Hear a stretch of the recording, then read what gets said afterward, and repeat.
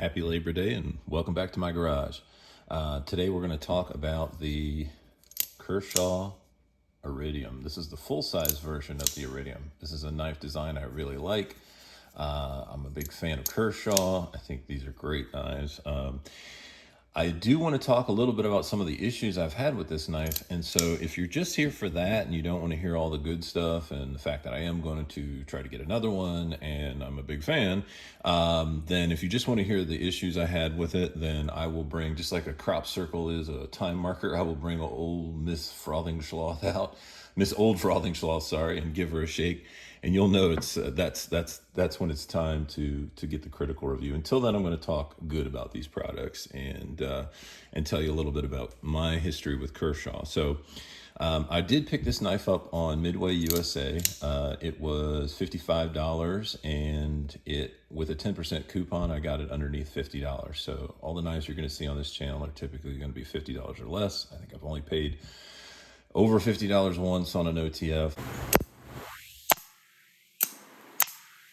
Real passion is trying to find more expensive than $50 knives. Wait till they get under $50 and buy them and have that deal hunter mentality. But with Kershaw's, it's been traditionally, you've had the line of products that they've made in the United States. You've also have the products that they've made out of China, and typically that's where I've spent my money over the years. A few of the ones on the left here, and we've got a couple of Hinderer designs here, Rick Hinderer designs. Tried and true 2012 version and still going strong cryo. I got that for about 29 bucks back in the day. I think they're typically around $40 now. I've bought a bunch of different versions of the Ember, which is basically came out a couple years later. It's the junior design on the cryo there. Typically ran in the $22 range, somewhere in that ballpark. I've bought it as low as $17.99. I've paid as much as, probably 25 bucks for it. I think you can still get this one for less than 25 bucks today. And then there's the Oblivion. These are all 8CR 13 MOV speed safe assisted opening frame locks. And again, I got them all for under 30 bucks. That was like a $19.99 deal or even cheaper. I think you can get that on Blade HQ for $19.99 today, the Oblivion. But that was my type as far as when I got into pocket knives. Especially this guy was one of the first gift knives that I gave to folks. Gave one to my father-in-law, had really good experience with broken pocket clip turning into a positive support experience where it basically called somebody, spoke to someone who spoke perfect English here in the United States, unlike I'm able to do right now.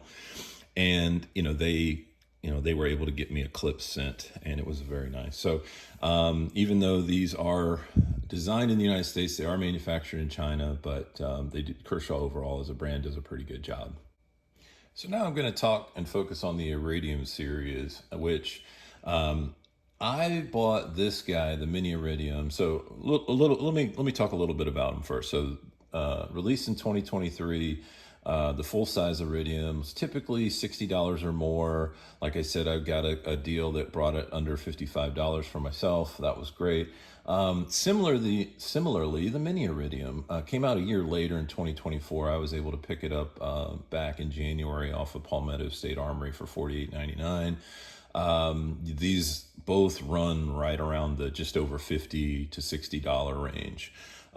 But I picked this up on a deal earlier in the year, and I picked this one up this week on a deal. So now what are these? These are both D2 steel, spear points. They have nice contoured aluminum handles. They have these really nice contrasting back spacers with the lanyard loop. They've both got the Duralock crossbar lock system. The differences in size are apparent, but what you'll see here is you have a 3.4 inch D2 steel blade, whereas this is only a 3-inch blade. This is a 7.9 overall length. This is only a 6.9 overall length. You get the gray anodized aluminum with the bronze anodized back spacer, real smooth action. I mean, both of these are just very nice and smooth. This one's got the sort of gold accented on the blue ice, which is really nice. Now, I will say this about this knife. I really wish, now that this is a 6.9-inch overall knife, and I wish they gave it just an extra millimeter. And the reason I say that is because if you have a fat hand like I do, and you try to close the knife like this without paying attention to where your fat hand is, you will get your meat hook caught in there, as I did when I wasn't paying attention preparing for this video yesterday or the day before. And so you'll see, it'll bite you. So what I've found with this knife is I have to consciously think about putting my hand on this clip, and specifically my right ring finger, and I can, no problem there. Everything's good. Flick it, all that, all goodness. And it's a really great knife. I just wish that they could still have a 6.9-inch knife. An extra millimeter would not make it a 7-inch knife. So anyway, a 32nd of an inch is 0.03. You could still call it, you could still round down to 6.9. And this is an exactly 6.9-inch knife, by the way. I measured it to the millimeter and did the calculation. So yeah, they've got a little bit of room there that if they wanted to maybe give me a little extra, you can see I actually bit myself twice. One's worse than the other. But that happens, you don't get meat hooks like this without, doing physical labor. So anyway, I'll joke about that in a minute when I get to the critical reviews, because I know people think these things should be full of fish guts and whatever, and rust should be normal, but we'll get to that. I think we're probably at the point where I'm gonna bring in old Miss Frothingslosh. So I'm about to talk about some of the more critical aspects that I have with this knife, and I'll probably show some pictures blended in here as well. So let me first start with the fact that there was rust on this, and I'll just say, Ballistol, which we keep around here to clean blasters for Chewy and Han and Mando and everybody. It's good for cleaning blasters. It's also really good at getting rust off a knife. So at the view you're seeing this knife, you're probably not going to see any rust. If I bring it in closer, which I will in a moment, you'll absolutely see it. But what I did, I'll show you the picture of what it looked like right out of the box.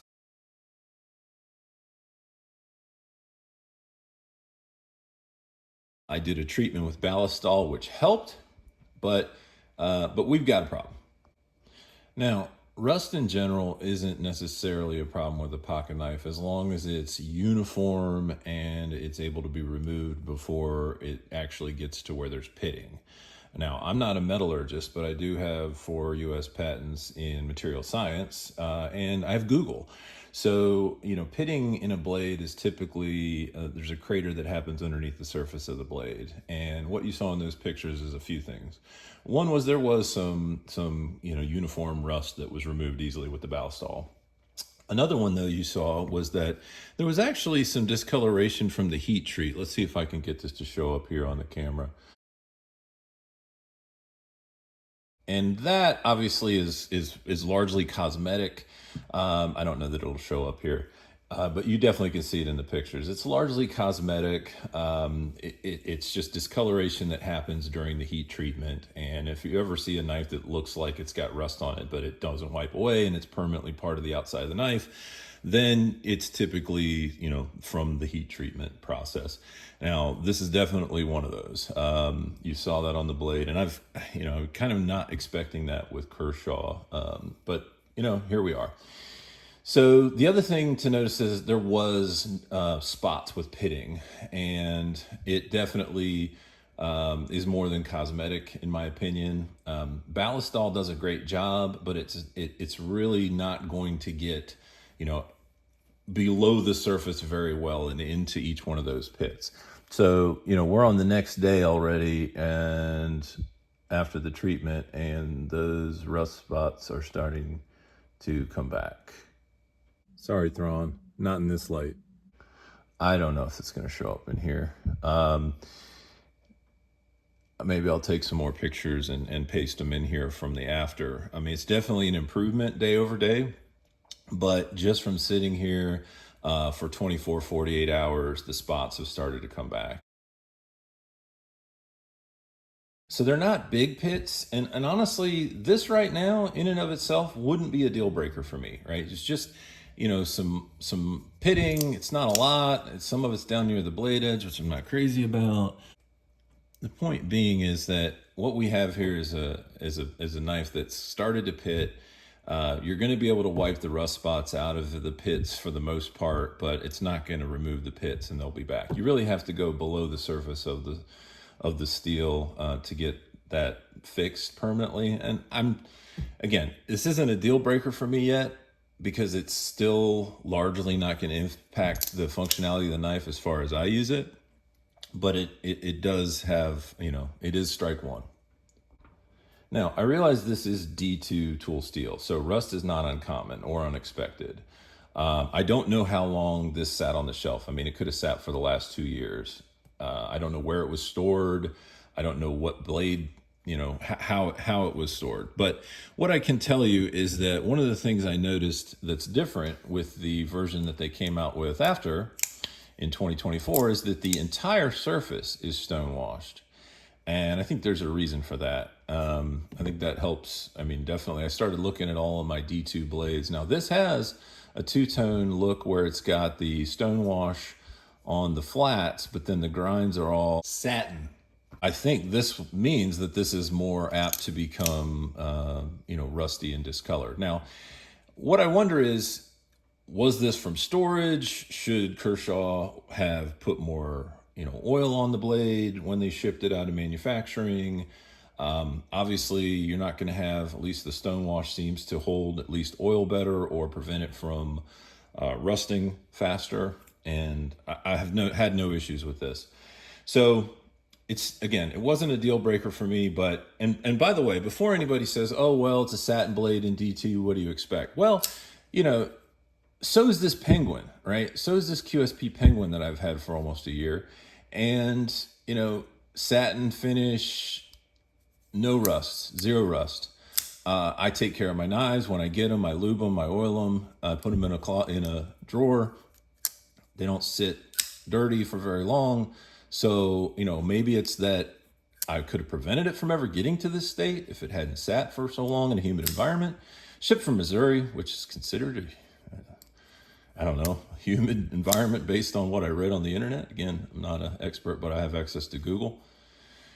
So, this is like a $20 retail cheaper knife than this, and it doesn't have any issues. D2 steel, satin finish, no issues at all, and under any light, not just this light. So I think, Kershaw's got something going on with this blade. If you look at the internet, there's a lot of people complaining about rust. Obviously, there was a change in the design in 2024 that made it all stone washed, and I think that probably the rust has a lot to do with it. Okay, but again, still not a deal breaker, but I tell you what is now. And that is, and I put a glove on for this because I hate to put fingerprints on the knife, and that is blade rock. And you're not going to probably be able to see it, but you sure could feel it. It is a rattle. There is a back and forth rattle, an up-down play. Nothing left to right. And by the way, before you say, oh, tighten the pivot or whatever, I've done that. And I know this isn't an issue, but you're not going to use a precision bit set to remove this T8. You're probably going to need something a little more stout, just FYI. But, this pivot has nothing to do, this pivot would have to do with the left-right play, which there is none. But there is up and down play, and it's if you measure it, and I actually laid it down here and kind of did the wiggle test and kind of it braced as well as I could against this side. It looks like it's almost about a millimeter of play here, but regardless of how much play, you can feel the rattle. It is significant. It doesn't do it so much when it's in hand, but you can feel the play in the blade, right? And so typically with crossbar locks, in my experience, that means that the crossbar is not engaging fully all the way up onto the tang. And so if there's any play there, then this blade can rock. And so if you push forward, typically, you try to cinch it up, you can usually do it. You can usually get the rest of the play out. Well, not on this one. Not on this one. And it looks like we have reached the end of the track that the crossbar rides in. So if we're at the end of the track where the crossbar rides and we're still not mating with the tang to the point where it's holding the blade in place and it's wiggling, then we have a problem, Houston. Now, I wasn't necessarily Oh, there you can see that discoloration from the heat treat right there, actually, in that light. So I wasn't necessarily going to send it back for that. I was going to look at maybe taking it apart. I looked at some videos, and I've heard a few things. Looked at Reddit. Reddit mentioned that, you know, somebody loved the knife but couldn't stand the blade play. A lot of people said they had it, returned it. And then you have people saying, love my knife, no play, everything's rock solid. So look, I know there are many people that love this knife, and I want to be one of them. This Mini is great, right? Oh, sure, I have fat meat hooks that if I don't watch what I'm doing, I'll get bit by the knife. But this to me is unacceptable. This is now one of my most expensive knives, right? Because again, I have a $50 price point. This retails at $55. It has a wiggly blade, that to me is unacceptable. So, okay, could I take this apart? Could I? If the blade was perfect and it wasn't pitted, and I don't care about the discoloration. If it didn't have pit marks, especially down here near the blade, near the actual cutting surface, right? Then I would probably take this apart, try to see if there was any adjustment here. But it doesn't seem like it would be. And also, well, anyway, strike two. I don't need a third strike, right? This is again, a more expensive product than typically I buy. I try not to be a whiner. I compared to things that I already own that are similar, that don't have any issues or rust, that don't have any blade play at all. I have many crossbar locks. I've taken a bunch of them apart. I know this problem, and it's usually there's fuzz or there's something in there preventing the crossbar from mating with the tang. So this appears like the crossbar is all the way forward you can make it, even pushing it, and you still have blade play. And that to me is unacceptable. So again, there are many people that love this knife, and I want to be one of them. I'm going to send this back and get another one. And hopefully it has a little less rust and a little less pitting. If it has rust, hopefully it's uniform and easily wiped away. I don't care so much about discoloration from the heat treat. That's largely cosmetic. But, you throw in blade play and now it becomes work. And I'm not putting that kind of work into a knife right now. So give me one with a good blade. I'll take it apart and play with it. But I'm not going to do that at all to just get frustrated in the end and then have to send it back. So anyway, I don't know if this is a Kershaw problem, if it's a Midway USA problem, if they had a batch of these or what, but these are not uncommon problems with this knife, sadly. And again, I think they've made adjustments to their 2024 release that kind of improved it. Now, I know in advance I'm going to hurt a bunch of people's feelings. I don't try to be a whiner. I just put out a video on the CJRB Droma. I love that knife. I gave 2 examples of things I would, make it better as long as it didn't increase the price. But that's me. I want to focus on ways that can always improve. Now with this one, this isn't an issue of improvement. This is an issue of function. It's got blade wiggle. It's got pitting on the blade. That to me is the final straw. And so I am going to get another one of these. I am going to make a short on it. Hopefully there's very little issues with it, and we will see. And I will also love to hear what your thoughts are if you had any experiences with this. And by the way, I realize people will say this is supposed to be full of cow manure and fish guts and all that stuff, and rust is part of a pocket knife. Yeah. I got you. I have almost 1/4 of an acre of land that I have to, tend to myself. I do my own lawn, my own lawn work on, and otherwise I'm not going to skin a buck or run a trout line on this property. So I'm going to open some UPS packages, and when I do, I need this blade to be stable. I'm sure it'd be stable enough, but come on, Kershaw. For $50 or more, this should be solid. It shouldn't be rusted. It shouldn't be wiggly. Now, again, the rust could be how it was stored since it left the factory, but anyway, that's where we're at. Thanks, everybody. Thanks for listening to this long meander, and have a great day. And by the way, I know what rust looks like. We're familiar with rust here. So I don't live in this area, by the way. These are collector's items. Take care. Have a good one. Han Chewy, say hi. Bye. satin